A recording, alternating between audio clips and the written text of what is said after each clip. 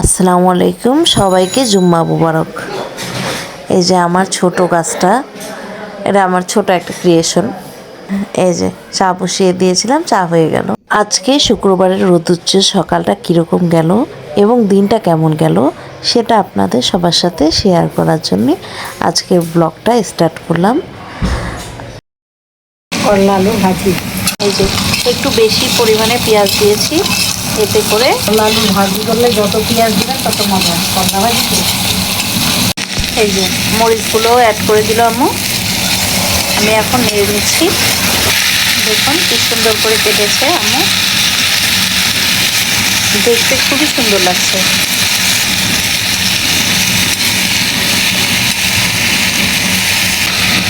হলুদ দিয়ে দিচ্ছে, হলুদের গুঁড়া পরিমাণ মতো,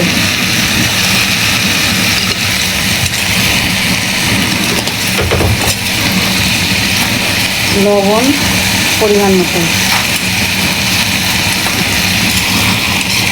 এই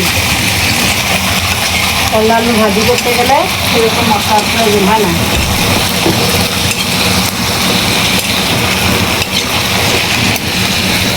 আদা রসুন জিরা এসব কিছুই লাগে না। করলা আলু ভাজি মশমশা ভাজি হবে, এতে কোনো কিছুর প্রয়োজন হয় না।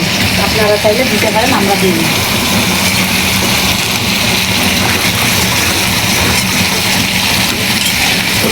করলা স্বাস্থ্যের জন্য খুবই উপকারী। আমাদের সবারই উচিত এভাবে হালকা করলা ভাজি খাওয়া।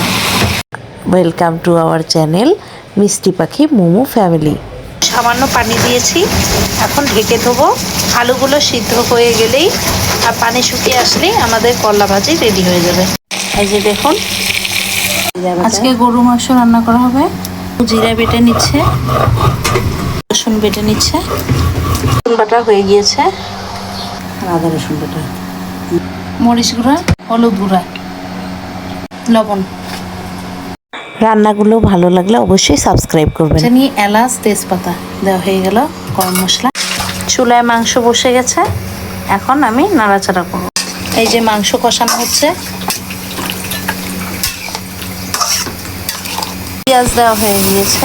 একটু কষিয়ে নেওয়ার পর পেঁয়াজ অ্যাড করে দিলাম। এই যে দেখুন, এর মধ্যে আমি এখন এই যে মাংসর পানিটা শুকিয়ে গিয়েছে, গায়ের পানিটা, এখন আমি এর মধ্যে গরম পানি দিয়ে দিচ্ছি, দিয়ে আবার কষিয়ে নেব।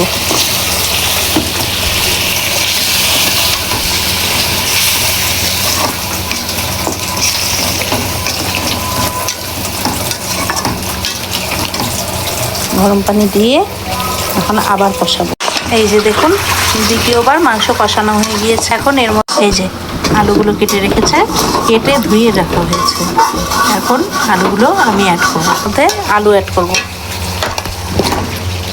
এটা কষিয়ে নিয়ে প্রেশার কুকারে দিয়ে দিয়েছি, দিয়ে গরম মশলা দিয়ে এখন প্রেশার কুকারে বসিয়ে দেবো। চালের রুটি, আর এই যে আম্মু চালের রুটি বানাচ্ছে। এই যে সেকার জন্য রুটি দিয়ে দিয়েছে। আটাটা সুন্দর করে মাখলে এরকম গোল গোল ফুলকো ফুলকো রুটি হয়।